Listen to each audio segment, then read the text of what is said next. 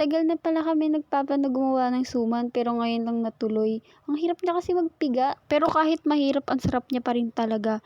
Nung mga nakaraan wala kasi kaming pera pambili ng nyog. Kaya pala kami gumawa ngayon ng suman kasi nagbabalak kami mag-swimming. Nagtulong-tulungan na kami dito gumawa kasi mahirap siya matapos. Habang gumagawa kami, nagmamaritisan kami. Kasama yung mga tita ko and lola ko. Yung iba pala mga pinsan ko is naglalaro lang dyan, pati natutulog. Mga walang magawa sa buhay. Masyadong madami yung nagawa naming malagkit kaya nagkulang yung pambalot. Si lola, nag-utos siya sa mga kukuha dagdag sa pambalot. Ayan nga pala yung mga tita ko. Shoutout pala dyan sa mga tita ko sa ibang bansa. Tita Annalyn, Tita Mercy, Kuya Luxor Vlog, Tita Jazz, hello. Ayan guys, 5 na sila sa pagbabalot. Nagtulong-tulong na sila dyan kasi sa paggawa ng malagkit, kailangan mo talagang siksik yung malagkit. Alam niyo yun?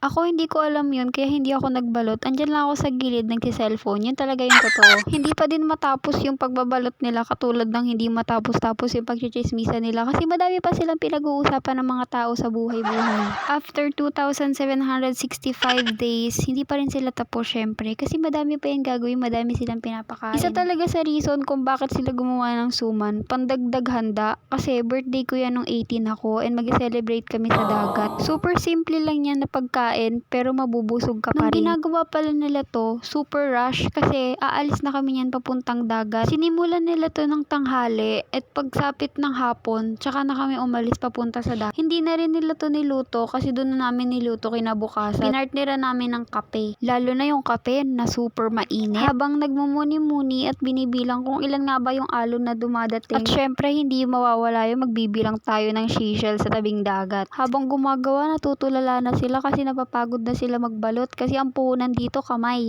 Ito nga pala yung binabalot nila, napakarami, diba? Isang planggana siya at ito na rin yung mga natapos nila. Madami-dami na din sa 5 taong nagbabalot. Pero madaming oras pa sila niyan magbabalot kasi madami pa. Andito pala kami nun sa probinsya kasi dito nga kami magse-celebrate. At ito naman yung mga pinsan ko naglalaro. Hindi nyo ako makikita dyan, katumba na ako, natutulog na ako. Ang sarap maglaro dito sa probinsya kasi malawak, tapos mahangin. And kitang-kita nyo naman, green na green yung paligid. Kaya kahit masubsub ka dyan, malinis yan kasi puro damo. Kasama pala sila dito ang kalarong kalabaw, pinapanood sila, gusto makisali.